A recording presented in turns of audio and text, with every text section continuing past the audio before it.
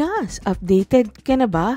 Vice, nagsalita na sa isyung paglaglag kay Aura.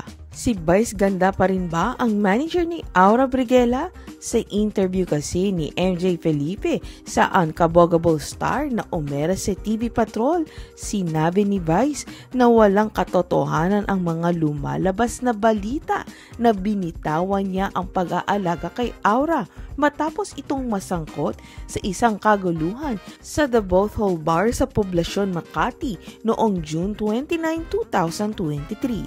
Sabi ni Vice, "Yeah, she's still my talent. Alam mo, nagtataka ako kung saan nila nakukuha.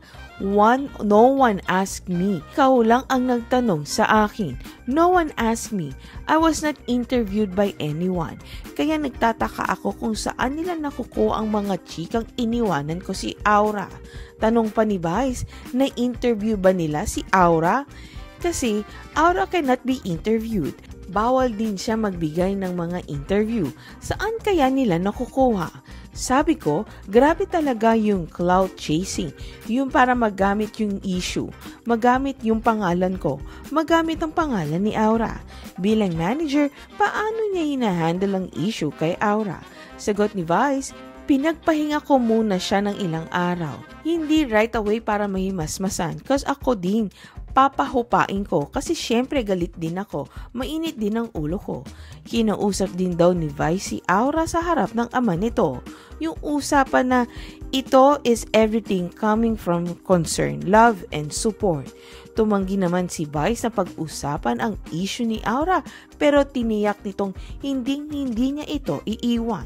Yung mga issue na yan, hindi ko muna itatakal. Pero ito ang gusto kong klaruhin.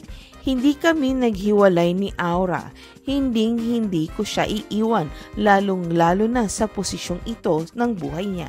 She needs guidance. I will be there for her. She's okay and she's trying to be better each day. Pilipinas, updated ka na ba? Vice, nagsalita na sa isyung paglaglag kay Aura. Si Vice ganda pa rin ba ang manager ni Aura Briguela? Sa interview kasi ni MJ Felipe sa Unkabogable Star na umera sa TV Patrol, sinabi ni Vice na walang katotohanan ang mga lumalabas na balita na binitawan niya ang pag-aalaga kay Aura matapos itong masangkot sa isang kaguluhan sa The Bothole Bar sa Poblacion, Makati noong June 29, 2023. Sabi ni Vice, "Yeah, she's still my talent. Alam mo, nagtataka ako kung saan nila nakukuha. No one asked me. Ikaw lang ang nagtanong sa akin. No one asked me. I was not interviewed by anyone. Kaya nagtataka ako kung saan nila nakukuha ang mga chikang iniwanan ko si Aura." Tanong pa ni Vice, na-interview ba nila si Aura? Kasi Aura cannot be interviewed. Bawal din siya magbigay ng mga interview. Saan kaya nila nakukuha? Sabi ko, grabe talaga yung clout chasing. Yung para magamit yung issue, magamit yung pangalan ko, magamit ang pangalan ni Aura.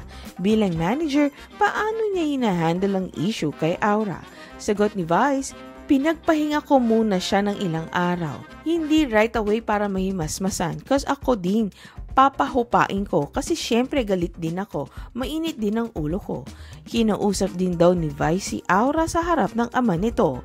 Yung usapan na ito is everything coming from concern, love, and support. Tumanggi naman si Vice na pag-usapan ang issue ni Aura pero tiniyak nitong hindi niya ito iiwan. Yung mga issue na yan, hindi ko muna itatakal. Pero ito ang gusto kong klaruhin. Hindi kami naghiwalay ni Aura.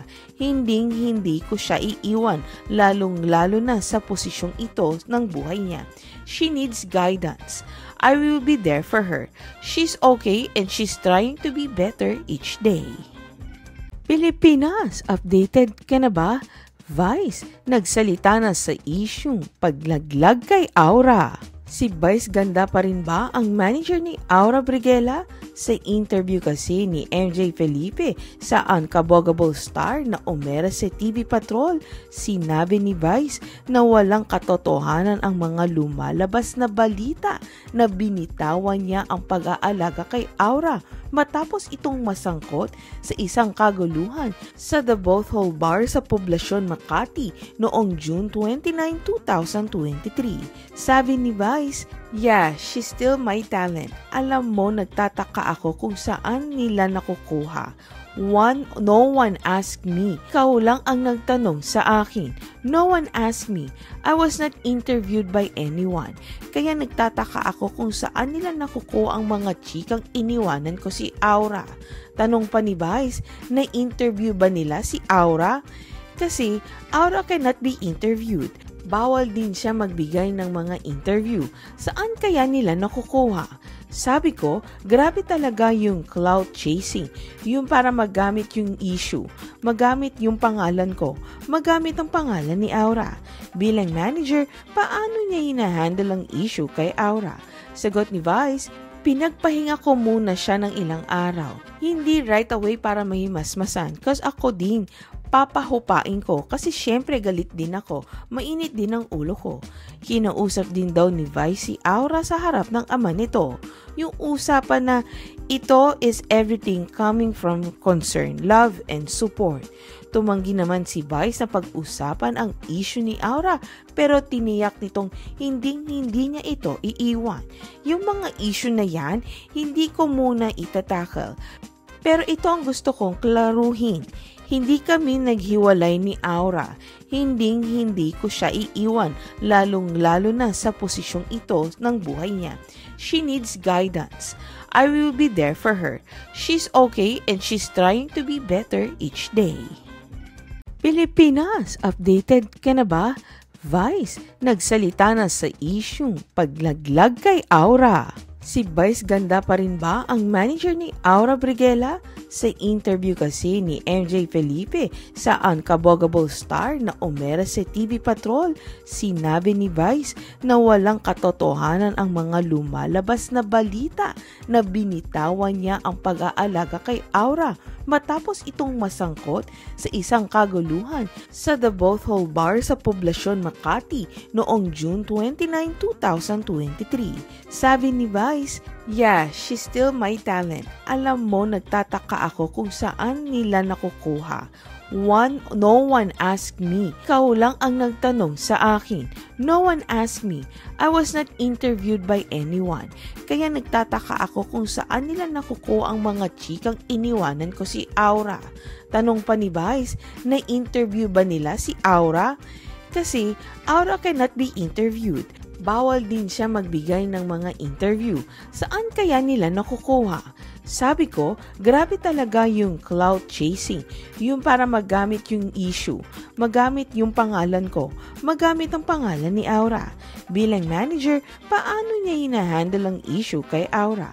Sagot ni Vice, pinagpahinga ko muna siya ng ilang araw. Hindi right away para mahimasmasan, cause ako din, papahupain ko kasi syempre galit din ako, mainit din ang ulo ko. Kinausap din daw ni Vice si Aura sa harap ng ama nito. Yung usapan na ito is everything coming from concern, love, and support. Tumanggi naman si Vice na pag-usapan ang issue ni Aura pero tiniyak nitong hindi niya ito iiwan. Yung mga issue na yan, hindi ko muna itatakal. Pero ito ang gusto kong klaruhin. Hindi kami naghiwalay ni Aura. Hindi ko siya iiwan, lalong-lalo na sa posisyong ito ng buhay niya. She needs guidance. I will be there for her. She's okay and she's trying to be better each day.